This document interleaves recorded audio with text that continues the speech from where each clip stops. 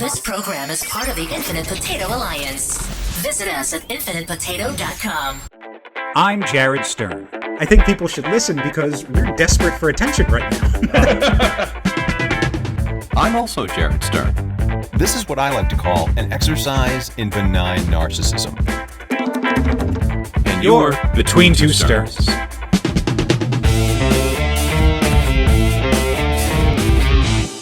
Hello. Hey. Welcome, everyone. Welcome to Between Two Sterns. Before we get started, I have to welcome some potential new listeners / viewers to the podcast. Oh. Shout out to, and I want to make sure I get the name right,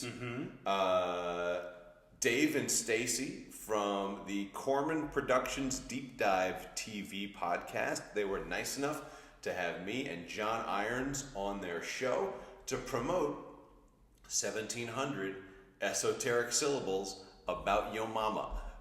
So if you decided after you found out about this podcast from that podcast to come and check us out, welcome. Welcome to our bespoke multiverse, and we're happy to have you. And on behalf of me, welcome to the podcast. In that kind of, like, we met at a party and I was like, where do I know you from again? Oh, that's right, the other thing. Gotcha, cool. But welcome. Yeah. I like your shirt. Thank you. Yes, I feel like it's very much a mission statement of mine. If you can't read it because it's backwards, it's Stop Forcing AI into... Actually, never mind. When I edit the podcast, When the podcast is actually... I'll have AI flip the image so you can read it correctly. Please, yeah. But stop forcing AI into everything. Nobody asked for it. Everybody hates it. I would love to Google very quickly alternate abbreviations that are AI. And see what other things AI could be representing that your shirt is saying we should stop forcing into. Well, I think what this is primarily, and again, I'm happy to make this point again for people who are just joining us. Generative AI is a cancer, and stop boiling the oceans to write an email or to make a picture when it can be done by either another artist, or if you just try hard enough and use that thing between your ears, maybe you can write it yourself. If you want something, use money. And if you don't have money, get more. Yeah. And if you can't get more, just have more money. Just have it. It's not even about money. Because everything costs more money now, and if you need to do a thing, you should already be able to have all of the skills and things necessary to do that thing. So just do it. Yeah. Just do it. And think- stop being lazy. Right. No, and that's all AI is doing, is making us lazier. But it's so lazier. Yeah. But we're already lazy. Sure. But now having this new thing in front of us is now, I can just hit a button and do that? I'd like to do that. I'd like to talk about goals for a second. Please. And achievements. Yeah. Rachel, my girlfriend, is a marathon runner. Right, sure. Right. So when she runs, she wants to run faster. Sure. Right? She hits a goal, she wants to run faster. Sure. Is there a machine that's helping her run faster? No, what I'm saying is I'm already lazy. Right. Therefore, to achieve my goal of perfection, I need to be lazier. And I can't do that without AI. So what you're saying is you're trying to reach the goal of laziest. You're getting in the way of my goals and achievements right now, is what I'm saying. All right, well listen, if you have milestones to hit, I don't want to get in your way. But I'm just saying we're being taken down a bad path. And I think for the good of I don't know, the planet in general, we should not be relying so much on this, and the fact that every single company and device now feels like, oh, hey, we're going to put AI into it. That'll make things easier. We're just going to put AI into it. It generally doesn't make things better. I also think that we're playing a little fast and loose with the term AI. I think there are a lot of different versions of it. Like, I think that it's kind of like what is it? Like on my phone, there's like a section where it's like, ooh, you can create your own emoji using AI. It's Right. like, this is just like 10 years ago, this would just be create your own emoji software. Right. Like, I do believe that the term AI is getting thrown into, it's like the truffle oil of technobabble. Well, sure. It shouldn't be used a lot. It shouldn't be. It makes things terrible when it's used too much. Right. Right? And then right now it's so ubiquitous, that is just what's happening. Right, and everybody's throwing it into fucking everything, whether it belongs in there or not, just to be trendy and cool and on the hip train. I love this. AI is the truffle oil of technobabble. It's sort of like when I went to the grocery store and saw a package of hot dogs, and that package of hot dogs said gluten-free. Right. All hot dogs are gluten-free. Okay, this is there was a commercial. Also, if you are putting hot dogs in your body, you don't give a shit enough that's about right. your body to be gluten-free in the first place. There was a great commercial that aired years ago. I can't remember if it was a Super Bowl commercial or not. If it was, I wouldn't know because I don't watch the Super Bowl. But it was a guy riding around on a tractor. This has to be at least 10 years ago. Okay. And he was driving around talking about some additive where it was like, that's odd. This bag of chips says that it doesn't have, I don't know, let's say gluten. This bag of chips doesn't have gluten, or whatever. This thing doesn't have, God, I forget the name of it, but it was some sort of like catchy whatever. Okay. It doesn't have xanthan gum. What is xanthan gum? I don't know what xanthan gum is. I've never heard of xanthan gum, except for the fact that I keep being told that things don't have xanthan gum in it. It's like a voiceover. It's Sure. just riding around. I could make a product and say that it has 0 death crystals. Right. These chips come with 0 death crystals. They don't come with death crystals, but I'm saying they don't come with death crystals, therefore I assume that every other product that doesn't say it doesn't have death crystals has death crystals. And at the end of it, I think it was for like Chase Bank or like Capital One or something. Like it's like when you're overthinking other things, I gotta find the commercial because it was such a brilliant representation of what marketing has become nowadays, which is convince people to be afraid of the thing they never had to be afraid of in the first place. And yeah, gluten-free hot dogs. Yeah. So, and I think that's kind of where we've gone as a society is people have just convinced us to be afraid of stuff. Yeah. Now and then use that as a way to convince us to do stuff. Yeah. With other stuff. I think that's pretty much that's not good stuff. Everything at this point. Not anything. All of your worries and fears generally don't exist. It's something to keep in mind. Yeah. They're all in your head.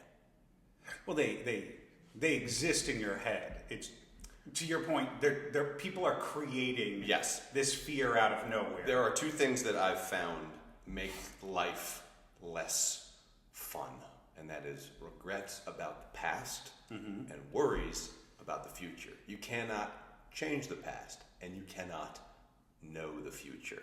So if you just concern yourself with what you can react to in the moment, then you're going to be living a better life.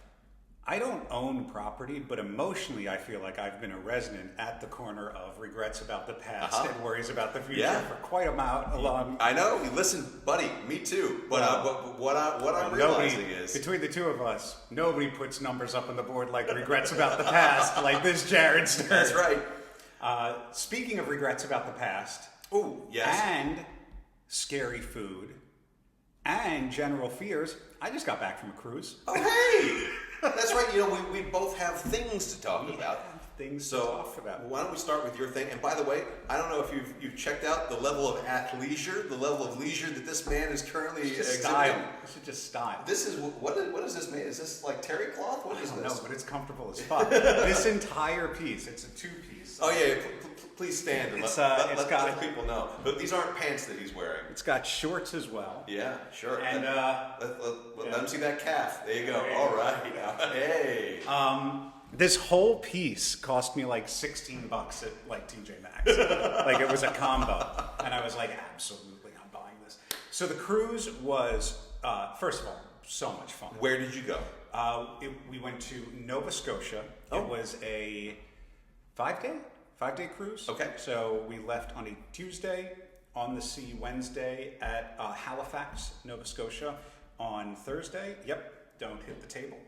Thursday, and then back Friday, got off the boat Saturday. I went with my whole family. Nice. Including my girlfriend, my sister's kids came. It was The whole mishpocha. so much fun. Oh, I mean, great. honestly, it was so much fun. A lot of stuff didn't go great or perfect, but I am a firm believer. I've said this for years. If something you plan goes perfect, like every step of the way, this is not a blanket for everything, but like most of the time you'll forget that thing. Sure. But when something goes wrong, when something goes wrong, it's ripe for opportunity to remember it and just laugh about it in hindsight. So this was Rachel's first cruise. Oh, wow. Okay. And what a great one to go on. First of all, it was a Royal Caribbean boat. We as a family, my family took a Royal Caribbean cruise back in, we did the math on this, what was it, like 2011? Oh, wow. So it's been a little over 10 years since we've all cruised together. And I didn't realize the interior of the boats were identical. So like, what an eerie, like I felt like I was walking back on the cruise ship that I had gone on before. Yeah, they don't do a lot of updates. No. Highlights included, we had booked prior to the cruise this seafood walking tour. $100 each. Oh, like a food tour. Like an excursion. Yeah, Like you get that's off awesome. the boat, somebody takes you, goes around, it's 3 hours, beautiful, set it and forget it, we don't have to worry about it. Nova Scotia, home to some of the best locks you'll ever have. Of course, I love this idea. So we get on the boat, we get to our stateroom, we walk in, and there's a paper that says, "I'm sorry, we regret to inform you that the excursion has been canceled." Oh, no. Well, what's oh no is, I don't have internet on the boat. You have to pay for internet on the boat. Okay. How much do you think it is for internet on the boat? Well, let's see. Per day. That's how they get you. But you got to get it for all the days. Yeah, isn't it like, it's like $15 a day or something like that? It is $28 a day. Okay. Well, how important is internet to you? Well, when I don't know where to go and eat in Nova Scotia now, because they didn't tell me that the excursion was canceled. So I, as I do, get locked into little things like this. And I go down there and I'm like, I asked a very simple question. One, why is the money I've already paid for this excursion being put back onto my credit on the boat and not back onto my credit card? This is while we were still docked. Sure. I said, I'm so sorry. We can't do anything while we're on the boat because the boat's at sea. And I was like, but the boat isn't at sea. We're just putting it back on my card. They're like, well, whatever you don't spend from your account, we'll reimburse you after the trip. There you go. Fine. Then I asked another simple question. When did you find out that the excursion was canceled? Oh, we found out yesterday. Okay. In the past 24 hours, I've been sent 3 emails and 2 text messages trying to get me to buy this package and upgrade and all these things. But you couldn't have told me that the excursion that I paid for got canceled so that I could, I don't know, research another. Oh, I'm so sorry. I got all the, I'm so sorry, sir. So I requested free internet. I was like, I'd like free internet so I could look up where to go. And they were like, no. Really? Yeah, not great. Not a great start. Not a great start. So I shook it off. I was like, no big deal. Figure it out. Light and breezy. You've been on a cruise, right? I've been on several. I'm about to get on another one. The way I describe cruise food now is, you remember that episode of The Office? You've seen The Office, yeah? Of course. Remember that episode of The Office where Michael buys pizza for the entire staff? Vaguely, yes. And he gets pizza by Alfredo instead of Alfredo's Pizza. And there's a huge uproar. And they're like, there is a huge difference in both quality and taste of Pizza by Alfredo is great, delicious pizza, but it's more expensive. Pizza by Alfredo, less good, cheaper. Cheaper, sure. Michael presents to the office, which would you rather have? Would you rather have a lot of okay pizza or a very little bit of very good pizza? Cruise ship food is Pizza by Alfredo. You have a lot of questionably good food. Well, yeah, but there's the buffet. The buffet. Especially on a larger cruise line, which you said Princess or which one? Royal Caribbean. Royal Caribbean. So how many people were on this boat? I'd say like 2,000. Okay, yeah, it's a bit. That's a lot. Right. Yeah, those buffets, you get a lot, but again, quality may vary. Of course. Now the buffet, they were smart enough. Let's do 2 sides. Yeah, sure. Great. This side, same food on this side. This side, we're gonna have a lot of people here.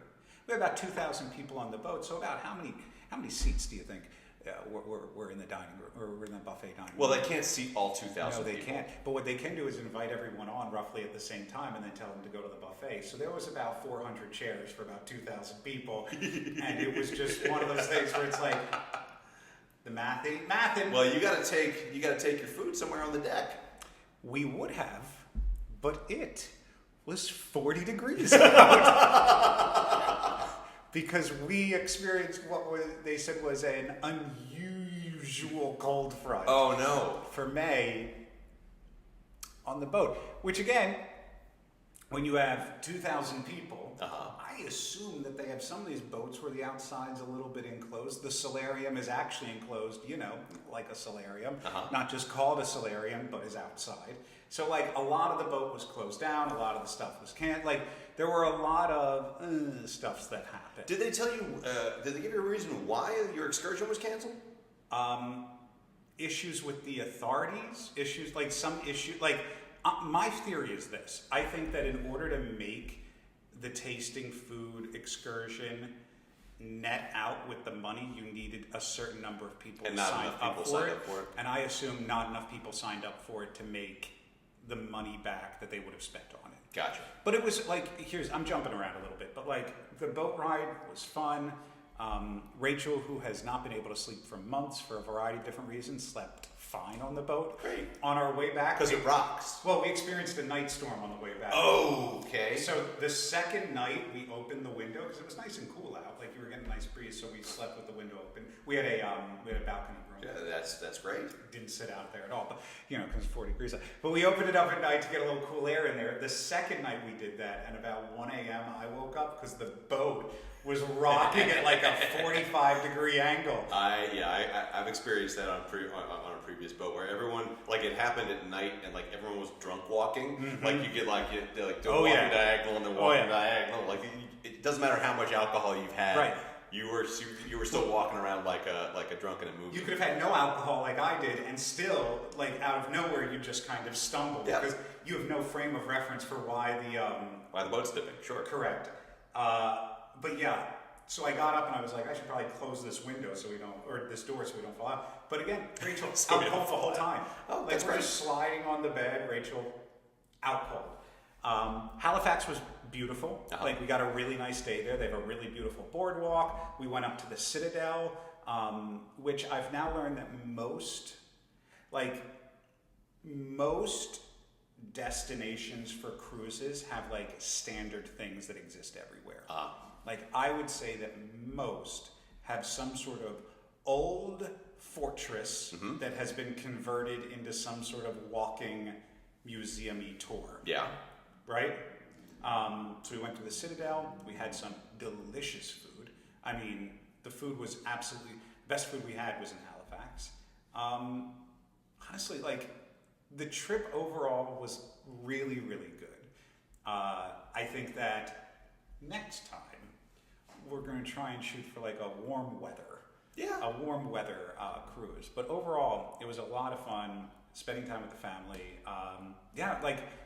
There were annoyances, there's no question. Oh, the biggest fucking thing is, so you have the promenade, which is on level 5, which has like your shops where they just try to sell you just everything. Selling you shit. Yep. Sell you alcohol, sell you jewelry, sell you watches. Was there a comedy club on the boat? There was not a comedy club, but there was a comedian that performed in one of the shows. Do you remember their name? Marcus Monroe. Okay, I don't know it. Long-haired guy. He's been on. He does like juggling in comedy. Okay, perfect for a cruise. Perfect for a cruise ship. So you have that, and a couple of things that cruise ships lack: any type of convenience store. There's no place where you can go in and get a bag of chips, or like soda, or like a fucking sunscreen. shampoo, none of that exists on a ship. But the fifth floor is prominent. The floor directly below it, so you had a couple of bars that you could set up. Directly below it is the casino. Oh. Did you guys gamble? I couldn't because I couldn't fucking breathe. I couldn't even sit in the bars or because on this ship, Did they allow smoking? you're allowed to smoke. Oh my God! I didn't know you could do that in any enclosed area. The entire anymore. casino was smoke filled. Wow. And that smoke just rose up. Oh, I know. Permeated that entire deck. I performed at comedy clubs for a long time, and I did it long before they banned smoking indoors. And you just see there's a carpet of smoke on the ceiling. It was so bad. And like, even if you're going to allow smoking in those areas, like, buy some fucking like mini air filters and set them up around the stairs to grab the smoke as it's coming up. But it was so bad. Yeah, well, especially if it's been gone from indoor venues. Yeah. And you're really not used to it. And I'm allergic to smoke. Not to mention the fact that Connor's wife is pregnant. MK's pregnant. Oh, For real this time. Not the joke I made on episode like 2 or 3. Oh, like a couple of years ago to mess with her. But so like, obviously we can't have this pregnant woman just sitting there. And it was so bad. It was probably the worst part of the trip was that specific element. But overall a fun time. It was good. There was a lot of good people watching. There was a lot of fun. Did you make any boat friends? No. Really? Yeah. Some of the coolest people we meet are people on boats. We had our group. You know what I mean? Sure. Like, I think that it would be different if we went on just the two of us. Uh-huh. Then maybe there's the potential for that. But like, we spent a lot of time with Connor and MK. We spent a lot of time with my sister and Alonzo. Like, with my family. We already had all of our peeps. So Okay. yeah, not a ton of opportunity to make boat friends. Cool. So, and how often did you get a chance to wear this fine ensemble? I wore this once. Okay. To go see the comedian because the temperature difference was like 75 degrees in some sections of the boat, and then in other sections of the boat, because it's near the doors that open, because you could still walk across outside, it was like 50. But this was my insight. You know what we did do one night? What's that? We didn't intend to do it, but we went to check it out. They had a silent disco. Oh, yeah, I've seen these. This is, I don't know. This Go sounds, on. Give your opinion on it. It sounds really fucking, it seems really fucking stupid. Go on. Yeah. Go off. I'm with you. Go on. No, the whole point of a disco is to have, like, everyone dancing to, is everyone dancing to the same music? So, I want you to go with your theory, and then I'll talk you through what the experience was. Okay, because so they had a silent disco at like an outdoor festival that we had in DC recently, and everyone had their big chunky headphones, and we're just dancing. Mm-hmm. But if they're all dancing to the same music, why are you bothering to put on the fucking headphones? Okay, that's my question. Gotcha. I think I can answer it. Please. So, big umbrella statement. Mm-hmm. Noise. You don't want to blast. So I'm answering your question. Okay. Let's say you're in a residential area. How many times have you, like, let's say you want to do a rooftop. Let's say you're in this club, like this area of the ship, where like this section is doing the silent disco, but one floor below is a completely different vibe. You might not want to blast music on that level of loudness. Some people might want it louder. Some people might want it softer. Okay. We went into this thing being like, this is stupid. I loved it. We were all converts. So first of all, you put your headphones on, and the first thing is there are 2 channels. Oh. You can switch between 2 different channels that are playing different music. The headphones around your head light up with the color of the channel you're on. So green is one channel, blue is the other channel. So you can look around the room and see who's some dancing. people's dancing to blue, and some people's dancing. One of it might be like 70s music. One of them is a line dance. One of them is, But there was something cool about being able to switch back and forth if you weren't feeling that vibe and jump into another one. Second thing, I can talk fine. Because at no point did I blow out my voice trying to communicate. The moment I wanted to say something to somebody, you just kind of tap them, you take it off, and it's like, hey, just really quickly. So you can experience the vibe of the room. Okay. But also can come out. And so I imagine that these are great for like singles, like who want to like date, or where you can like go to a bar and have a conversation, but also there's a dance floor where the music isn't blasting. But here's the other, so you can control the volume also. The final thing is, there was something about it that felt less exposed. And I don't know how to describe it. Where like, if I were to go to an actual club and actually stand on a dance floor and actually dance, I would feel self-conscious about it. But somehow having the headphones on, having the music here as opposed to here, and being able to feel like you're doing your own thing made it feel less exposed and less intimidating. And there was something really fun about like, when girls just want to have fun come on, looking around and kind of noticing everybody's mouthing the words and taking the headphones off and listening to everyone being like, oh, girls, just in like this silent room. Everybody's just kind of lightly singing along to the song, and then you put the headphones back on and you hear it. It was actually a blast and a lot better than we thought it would be. We ended up bringing like Phase 10. And then at one point we were like, all right, well, let's go into the corner. We took one of the headphones, turned the volume up all the way, set it in the center of the table. And so you kind just of played cards while... And we played cards in the corner. Other people were chilling at the bar. People were dancing up there. And like everybody could kind of do their own thing. Okay. And the best part was, none of it was AI. Somebody was spinning the disc up, like somebody That's was great. setting the music. There was no, it was all human generated. Right, sure. It wasn't like some pre-organized playlist. It was all, it was Okay. really cool.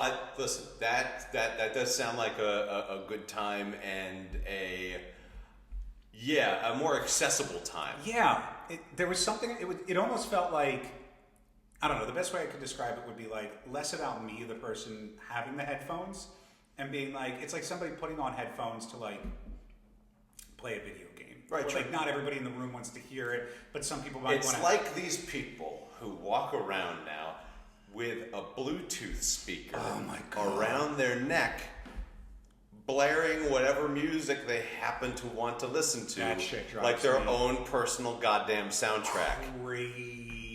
That drives me. Or being respectful human beings and putting in a set of fucking AirPods. Or something, yeah. Yeah. But that was my trip. That's awesome. Yeah. I'm glad you had a good time. Thank And you didn't come back with any kind of illness or anything like that? Because Not yet. generally, if you come back from a cruise, you're bringing back, you're getting a souvenir. Not yet. Sometimes. Not that I know of yet. Okay. But I'm waiting for it. Looking at the rest of the people on that cruise, I probably have something, which means you probably have it. And it's exciting to find out what it's going to be. Yeah, can't wait. So I also did a thing. You did a big thing. We did not have this. This was not confirmed when we recorded our last episode, but it was something that was kind of potentially going to happen. I didn't want to jinx it, but I got the chance to open for Howie Mandel. Yeah.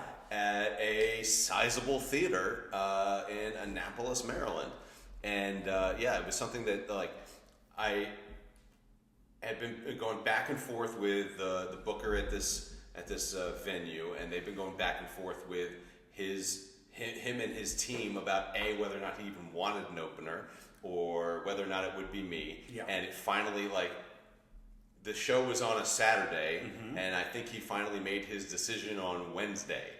Oh, wow. Yeah. So, or Wednesday or Thursday. Like, it was, like, really, like, I didn't have it confirmed until, like, right before the show happened. Yeah. But, yeah, got a chance to work with Howie Mandel. And I want to say to all of the listeners who are listening and all of my friends who listen to the show or don't listen to the show, that's fine if you don't, whatever. But to all the people they were super excited for me. They were so happy for me. Of course. Because this is, to them, it's a very big deal. It is a big deal. It is kind of a big deal. I have been lucky enough to have the opportunity to work with a lot of famous to semi-famous people. I've worked for Chris Kattan, John Lovitz, I've worked with Emo Phillips, names that people would recognize, and to the layman, to the non comedian, to the non showbiz person, you're like, holy shit, this guy was on Saturday Night Live. That's amazing that you're working with him, and it's very cool. But I mean, it's another gig. It's another gig, and it was it was a lot of fun. I do have to say, Howie was very nice. Yeah. Had a very cordial conversation with him in the dressing room before the show. Just kind of shot the shit. He asked me how long I've been doing stand-up, where I'm from. We talked a little bit about his travel schedule because he does like 200 dates a year. Jeez. I just saw him on live with Kelly and Mark, and so I talked to him about that appearance. And he was just talking about how tired he was. Yeah, I can imagine.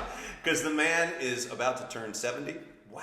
Yeah, and he looks great and that's one of the things we talked about because on the show, Kelly and Mark remarked that he looks great for his age, and he hates hearing that. He hates that kind of backhanded qualification of for your age. That asterisk. That's yeah. But he does look really good for a guy who's pushing 70.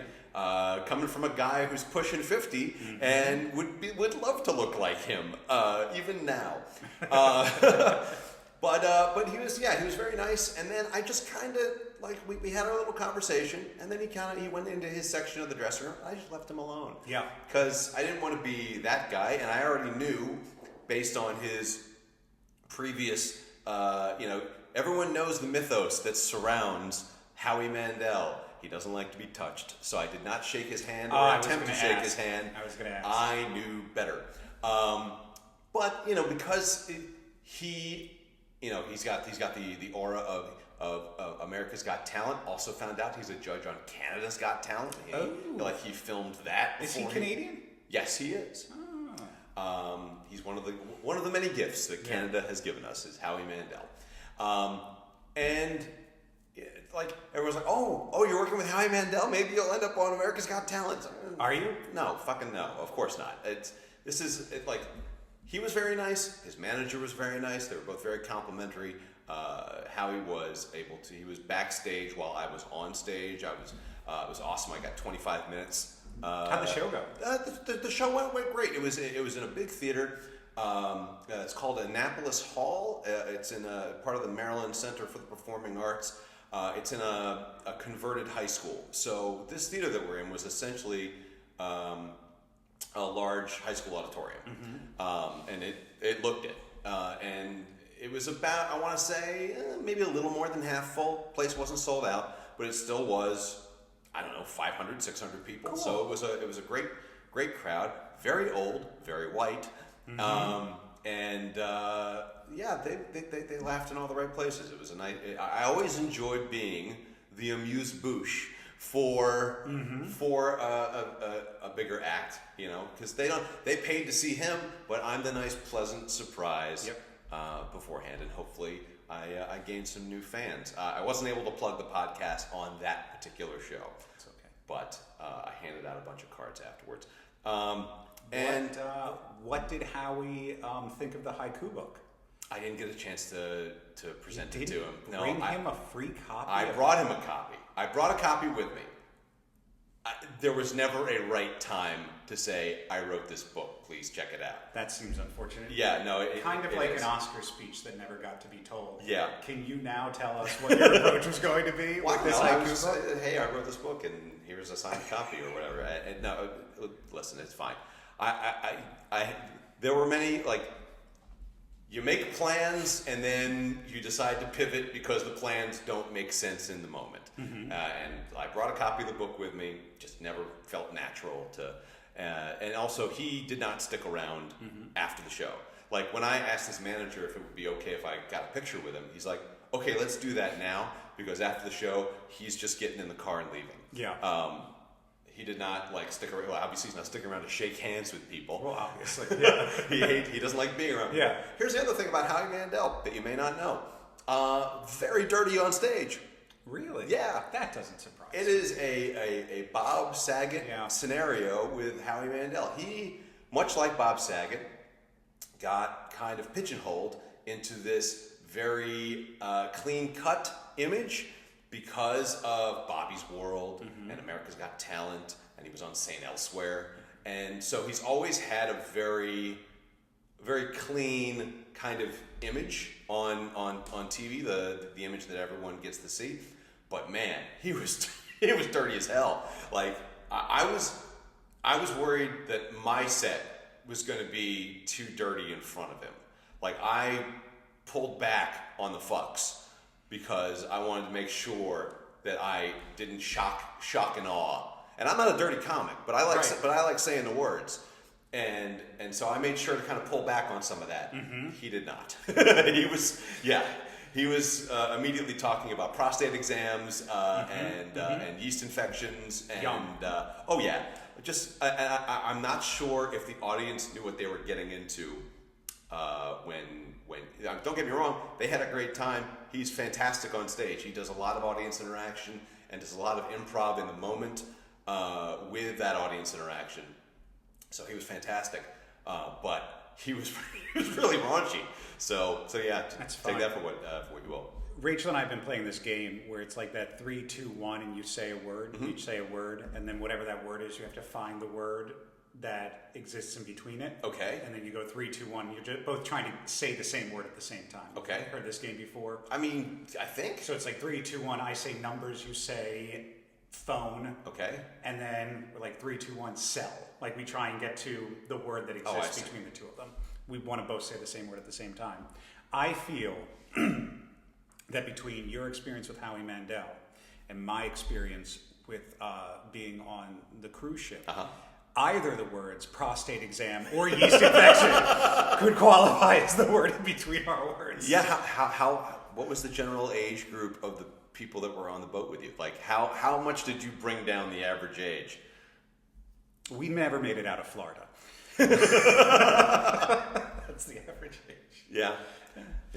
Damn near dead. Yeah. That's because I mean, I as I get older, I'm getting more and more to regular cruising age. Here's something else that I struggle with getting older and giving off that elder vibe. I have a real problem with people calling me sir. Yeah? I don't feel like I give off sir energy. Like, look at me. Is this a sir? Like, just because I have a very grizzled look if I don't keep up on the shaving on a regular basis, I still, in my heart of hearts, am a young man with very few responsibilities and very few adult. There is no real gap between. There is no like lowering of sir. It's usually like buddy, sport, pal, tiger, champ, guy. But it's sir. It's definitely like younger people. Yeah. Like much younger people. Like teens and in their 20s. Like say, excuse me, sir, or how is your day going, sir? Or, I just feel liver spots bursting on my hands every single time I hear sir, and it's not related to me being a knight of some kind. Just redirect them. Next time it's like, excuse me, sir, be like, ma'am. Okay, sure. Yeah. I've thrown a couple out there. Yeah. No, that can be. No. No. What do you mean, no? That's not the exit? That's not the out? That could be fine. Yeah, true. Yeah. I've never seen you so I don't know. uninspired. I thought the between two words thing would have gotten it there. Oh, okay. Well, the prostate exam? The prostate exam or the yeast infection? Yeah, we can do that. That's fine. Yeah. That's fine. Okay. All right. I'm going to hit stop now. You can stop. That's fine. Okay. But are you sure I can hit it, sir?